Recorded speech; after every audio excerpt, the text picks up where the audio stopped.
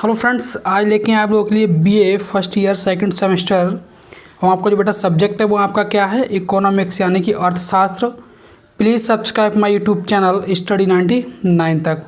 बेटा इकोनॉमिक्स का जो पेपर है बेटा वो बेटा आपका कल होगा, कुछ बच्चों का और कुछ बच्चों का आने वाले टाइम में होगा। ये बहुत ही मोस्ट इंपॉर्टेंट 40+ क्वेश्चन है बेटा। सही है, इसको वीडियो को पूरा देखिएगा, वीडियो को स्किप मत कीजिए और प्लीज़ चैनल को सब्सक्राइब कीजिए और हमें सपोर्ट कीजिए। चलिए बेटा हम आप वीडियो को स्टार्ट करते हैं बिना देरी किए हुए। क्वेश्चन में बेटा हम एक देखते हैं। क्वेश्चन में हमारा एक है, समष्टि अर्थशास्त्र का संबंध है।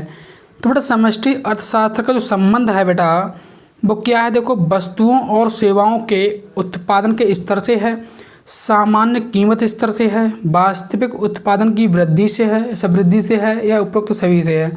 तो बेटा इसका जो राइट आंसर होगा वो होगा ऑप्शन नंबर 4 यानी उपरोक्त सभी से इसका राइट आंसर होगा। समष्टि अर्थशास्त्र का संबंध जो है बेटा इन सभी से है।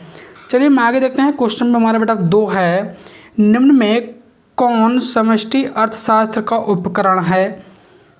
व्यापार चक्रों पर नियंत्रण, मुद्रास्फीति पर नियंत्रण, उपयुक्त दोनों या में से कोई नहीं। तो बेटा इसका जो राइट आंसर होगा वो आपका होगा ऑप्शन नंबर 3 यानी उपरोक्त दोनों इसका राइट आंसर होगा। यानी व्यापार चक्रों पर नियंत्रण भी होगा और मुद्रास्फीति पर नियंत्रण भी होगा।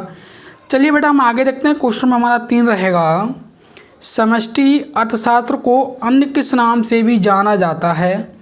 तो बेटा इसको जो जाना जाता है वो बेटा आपका योग संबंधी अर्थशास्त्र, हाँ इस नाम से भी जाना जाता है। आय एवं रोजगार विश्लेषण इस नाम से भी जाना जाता है। और तीसरा राष्ट्रीय आय विश्लेषण इस नाम से भी जाना जाता है। यानी कि बेटा इसका राइट आंसर होगा वो होगा आपका ऑप्शन नंबर 4 यानी कि उपरोक्त सभी इसका राइट आंसर होगा। उपरोक्त सभी सही है, यानी ऑप्शन नंबर तीनों जो है इसके राइट आंसर है, तीनों हैं बेटा सही। उपरोक्त सभी इसका राइट आंसर होगा, उपरोक्त सभी इसका राइट आंसर होगा। चलिए हम आगे देखते हैं। क्वेश्चन में हमारा 4 है बेटा, समष्टि आर्थिक नीति का उद्देश्य है। समष्टि आर्थिक नीति का उद्देश्य है आर्थिक वृद्धि एवं पूर्ण रोजगार है, कीमत स्थिरता है, भुगतान से संतुलन या उपरोक्त सभी।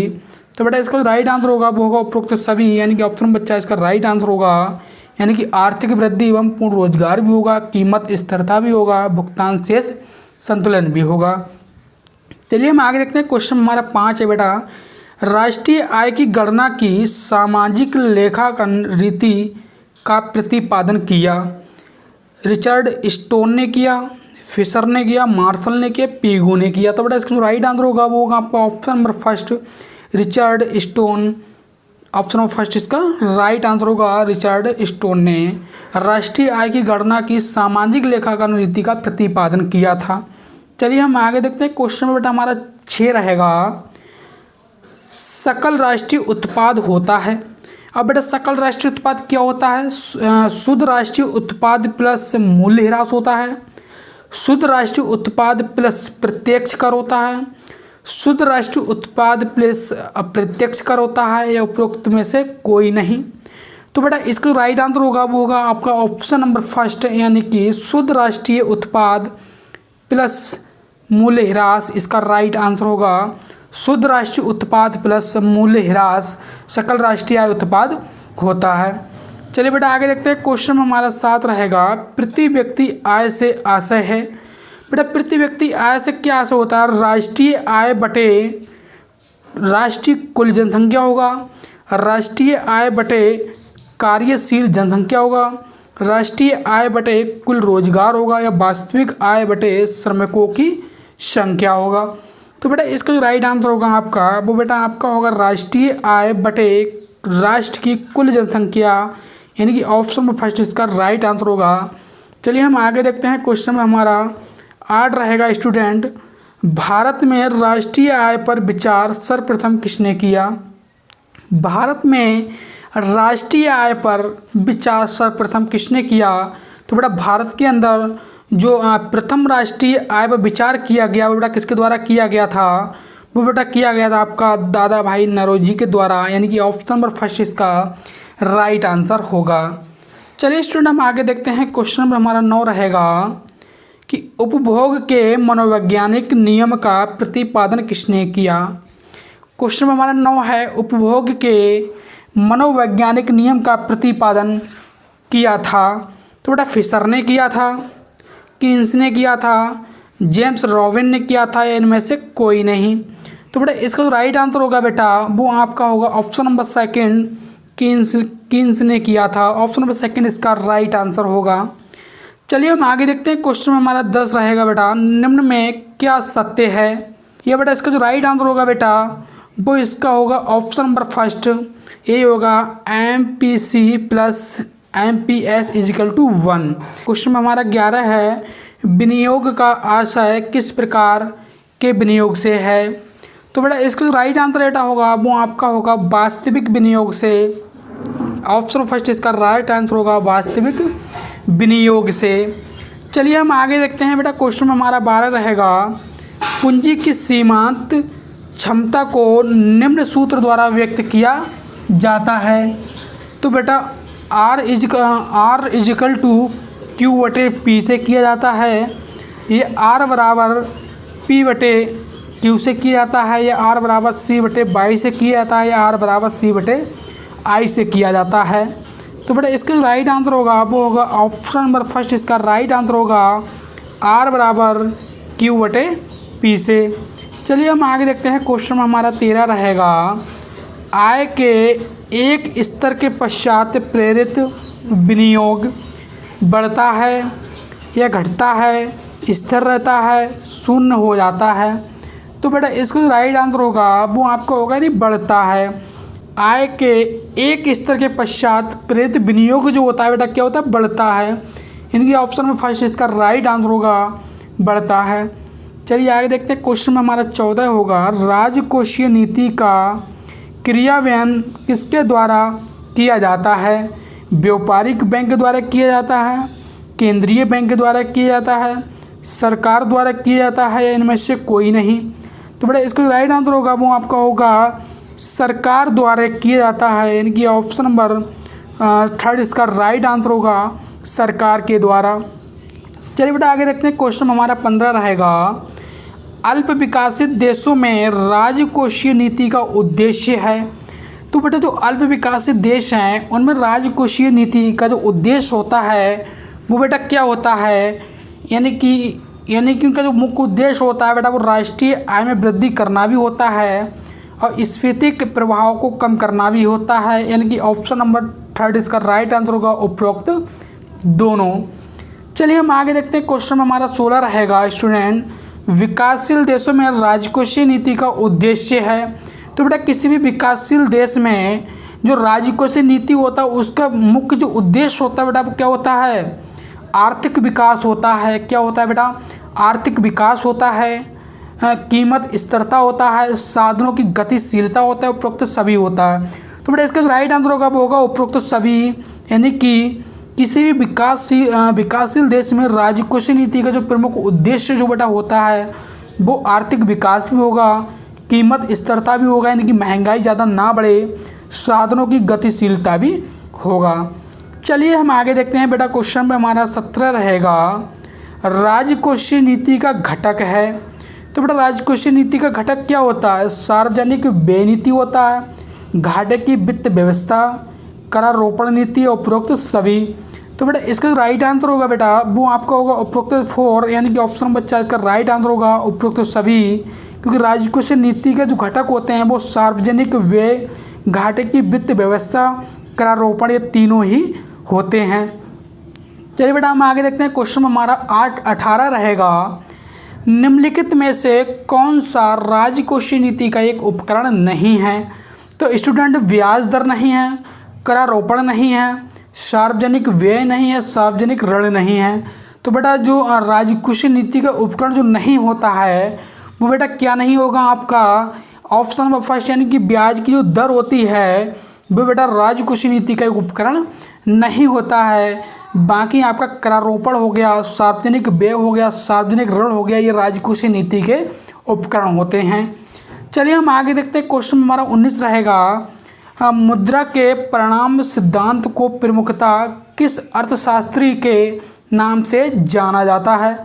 तो बेटा इसमें जो जाना जाता है बेटा किस नाम से जाना जाता है, वो बेटा जाना जाता है आपका इरविंग फिशर, यानी ऑप्शन नंबर सेकंड इसका राइट आंसर होगा इरविंग फिशर। चलिए हम आगे देखते हैं। स्टूडेंट क्वेश्चन में हमारा 20 है, प्रोफेसर फिशर ने मुद्रा के परिणाम सिद्धांत में मुद्रा के किस पक्ष को उभारा है? तो बेटा मुद्रा की पूर्ति को उभारा है, मुद्रा के कार्य को उभारा है, मुद्रा की मांग को उभारा है, मुद्रा के वर्गीकरण को उभारा है। तो बेटा इसका राइट आंसर होगा बेटा वो आपका होगा ऑप्शन ऑफ फर्स्ट, यानी कि मुद्रा की पूर्ति को परिणाम के सिद्धांत में मुद्रा के पक्ष को उभारा गया है, यानी ऑप्शन ऑफ फर्स्ट इसका राइट आंसर होगा मुद्रा की पूर्ति को। चलिए स्टूडेंट हम आगे देखते हैं। क्वेश्चन हमारा 21 रहेगा, कैम्ब्रिज समीकरण का दूसरा नाम है। तो बेटा कैम्ब्रिज समीकरण जो है इसका जो दूसरा नाम बेटा होता है वो बेटा आपका क्या है, नकद शेष समीकरण, यानी कि ऑप्शन नंबर थर्ड इसका राइट आंसर होगा नकद शेष समीकरण। बैकरेज समीकरण का दूसरा नाम है, कैम्ब्रिज समीकरण का दूसरा नाम है। चलिए हम आगे देखते हैं। स्टूडेंट क्वेश्चन में हमारा 22 रहेगा, फिशर मुद्रा का मूल सिद्धांत है। तो बेटा क्या मुद्रा का गुण सिद्धांत है, मुद्रा का परिणाम सिद्धांत है, लेन देन सिद्धांत है, या मुद्रा का वास्तविक शेष सिद्धांत है? तो बेटा फिशर का मुद्रा का मूल सिद्धांत जो बेटा है वो आपका क्या है, लेन देन सिद्धांत है, यानी कि ऑप्शन नंबर थर्ड इसका राइट आंसर होगा लेन देन सिद्धांत। चलिए हम क्वेश्चन नंबर 23 देखते हैं। ब्याज के तरलता पसंदगी सिद्धांत के प्रतिपादक हैं प्रोफेसर मार्शल हैं, हिक्स हैं, प्रोफेसर कीन्स या प्रोफेसर पीगू? तो बेटा इसका राइट आंसर होगा वो बेटा आपका प्रोफेसर कीन्स होगा, यानी कि ऑप्शन नंबर थर्ड इसका राइट आंसर होगा प्रोफेसर कीन्स। चलिए हम आगे देखते हैं। क्वेश्चन में हमारा 24 रहेगा, स्टूडेंट साख निर्माण का आधार है। तो बेटा साख निर्माण का जो आधार होता है, व्यापारिक बैंकों में जनता का प्राथमिक जमाएं, केंद्रीय बैंकों में जनता का प्राथमिक जमाएं, या केंद्रीय बैंक की व्युत्पन्न जमाएं, या उपरोक्त सभी? तो बेटा इसका जो राइट आंसर होगा वो आपका क्या होगा बेटा, ऑप्शन ऑफ फर्स्ट, यानी कि व्यापारिक बैंकों में जनता का प्राथमिक जमाएं साख निर्माण का आधार होता है। चलिए हम आगे देखते हैं। स्टूडेंट क्वेश्चन में हमारा 25 है, मौद्रिक नीति का संबंध है। तो बेटा मौद्रिक नीति का जो संबंध होता है वो बेटा मुद्रा की पूर्ति से होता है, साख पूर्ति से होता है, उपरोक्त दोनों से होता है, या इनमें से कोई नहीं? तो बेटा मुद्रा की नीति का जो संबंध जो होता है बेटा वो आपका और इन दोनों से होता है, मुद्रा की पूर्ति से भी होता है बेटा, और साख पूर्ति से भी होता है। चलिए स्टूडेंट हम आगे देखते हैं। क्वेश्चन में हमारा 26 है, साख का सृजन कौन करता है? बेटा भारतीय रिजर्व बैंक करता है, व्यापारिक बैंक करता है, यूनिट ट्रस्ट ऑफ इंडिया करता है, या भारतीय जीवन बीमा यानी कि LIC करता है? तो बेटा इसका जो साख का सृजन जो करता है वो बेटा कौन करता है, आपका व्यापारिक बैंक करता है। कौन सा बेटा, व्यापारिक बैंक करता है। ऑप्शन नंबर सेकंड इसका राइट आंसर होगा व्यापारिक बैंक। चलिए बेटा क्वेश्चन में हम 27 देखते हैं। बैंकों का एक महत्वपूर्ण कार्य है, व्यक्तियों को कानूनी सलाह देना होता है, साख का निर्माण करना है, सहयोग की भावना जागृत करना है, और कृषि का विकास करना। तो बैंकों का जो प्रमुख एक महत्वपूर्ण कार्य जो बेटा वो होता है साख का निर्माण करना, यानी कि ऑप्शन नंबर सेकंड इसका राइट आंसर होगा। बल्कि देखो बेटा बैंक का कार्य ये भी होता है, कृषि का विकास करना ही बैंक का कार्य होता है। जैसे भूमि विकास बैंक है, कृषि के विकास के लिए बैंक खोली गई है खासकर। चलिए बेटा आगे देखते हैं। क्वेश्चन में हमारा 28 है, ISLM मॉडल का प्रतिपादक है। तो बेटा कौन है इसका जो प्रतिपादक बेटा है वो आपके कौन है, हिक्स हैं। ऑप्शन फर्स्ट इसका राइट आंसर होगा हिक्स। चलिए आगे देखते हैं। क्वेश्चन में हमारा 29 है, एलम वह अनुसूची है ये। तो बेटा इसका जो राइट आंसर होगा वो होगा ऑप्शन नंबर थर्ड, यानी कि मुद्रा की मांग वस्तुओं के मांग के बराबर होती है। ऑप्शन थर्ड इसका राइट आंसर होगा। तो बेटा क्वेश्चन में हम 30 देखते हैं, ब्याज के आधुनिक सिद्धांत का प्रतिपादन किसने किया? तो बेटा इसका जो राइट आंसर होगा वो होगा हिक्स तथा हैंसन ने। ऑप्शन फर्स्ट इसका राइट आंसर होगा हिक्स तथा हैंसन ने। चलिए आगे देखते हैं। क्वेश्चन बेटा हमारा 31 है। गुणक संबंधित है, गुणक संबंधित है। तो बेटा गुणक जो संबंधित होता है वो बेटा किस होता है? स्वतंत्र विनियोग से होता है। ऑप्शन नंबर 3 इसका राइट आंसर होगा स्वतंत्र विनियोग से। चलिए आगे देखते हैं। क्वेश्चन में हमारा 32 है। रोजगार गुणक के प्रतिपादक हैं। ऑप्शन नंबर 3 इसका राइट आंसर होगा। चलिए आगे देखते हैं। क्वेश्चन में हमारा 33 है। गुणक व्यक्त करता है। तो बेटा ये जो व्यक्त करता है वो बेटा क्या व्यक्त करता है? निवेश वृद्धि तथा आय वृद्धि के संबंध को। चलिए आगे देखते हैं। क्वेश्चन में हमारा 34 है। सामान्य अर्थों में स्फीति वह दशा है जिसमें वस्तुओं की कीमतें बढ़ती हैं, मुद्रा का मूल्य गिरता है। वस्तु की कीमतें बढ़ती हैं तो मुद्रा का मूल्य गिरता है, वस्तु की कीमतें घटती हैं तो मुद्रा का मूल्य बढ़ता है। इसका जो राइट आंसर होगा बेटा वो होगा ऑप्शन नंबर 3, वस्तु की कीमतें बढ़ती हैं तथा मुद्रा का मूल्य गिरता है। चलिए आगे देखते हैं। क्वेश्चन में हमारा 35 है। मुद्रास्फीति का आशय है। तो बेटा मुद्रास्फीति का जो आशय होता है वो बेटा क्या होता है? आपका कीमतों में होने वाली निरंतर वृद्धि से होता है। यानी ऑप्शन नंबर 2 इसका राइट आंसर होगा कीमतों में होने वाली निरंतर वृद्धि से। क्वेश्चन नंबर 36 है। मुद्रा प्रसार में क्या घटता है? तो बेटा मुद्रा प्रसार में क्रय शक्ति घटती है, क्रय शक्ति घटती है। चलिए आगे देखते हैं। क्वेश्चन में हमारा 37 है। फिलिप्स वक्र की अवधारणा कब प्रस्तुत की गई? तो बेटा फिलिप्स वक्र की जो अवधारणा जो बेटा है वो सन 1958 ईस्वी में प्रस्तुत की गई। सन 1958 में, सन 1958 में। चलिए आगे देखते हैं। क्वेश्चन में हमारा 38 है। फिलिप्स वक्र के प्रतिपादक हैं। तो बेटा फिलिप्स वक्र के जो प्रतिपादक हैं वो बेटा कौन है आपके? ऑप्शन नंबर 1 इसका राइट आंसर होगा professor A.W. Phillips. Professor A.W. Phillips इसका राइट आंसर होगा। A.W. फिलिप्स इसके प्रतिपादक हैं फिलिप्स वक्र के। चलिए आगे देखते हैं। क्वेश्चन में हमारा 39 है। किन्स के अनुसार वास्तविक स्फीति कब उत्पन्न होती है? तो बेटा इसके अनुसार जो वास्तविक स्फीति जो उत्पन्न होती है वो बेटा पूर्ण रोजगार के बाद उत्पन्न होती है। ऑप्शन नंबर 3 इसका राइट आंसर होगा पूर्ण रोजगार के बाद। क्वेश्चन नंबर 40 है। निम्नलिखित में से किस अर्थशास्त्री ने फिलिप्स वक्र को नवकिंसवादी विचारधारा से संबंध किया? तो बेटा इसका जो राइट आंसर होगा वो होगा उपरोक्त सभी, यानी कि ऑप्शन नंबर 4 इसका राइट आंसर होगा। चलिए फ्रेंड्स, यदि वीडियो आपको पसंद आई वीडियो को लाइक करें, कमेंट करें, शेयर करें, प्लीज़ चैनल को सब्सक्राइब करें। जय हिंद दोस्तों, वंदे मातरम।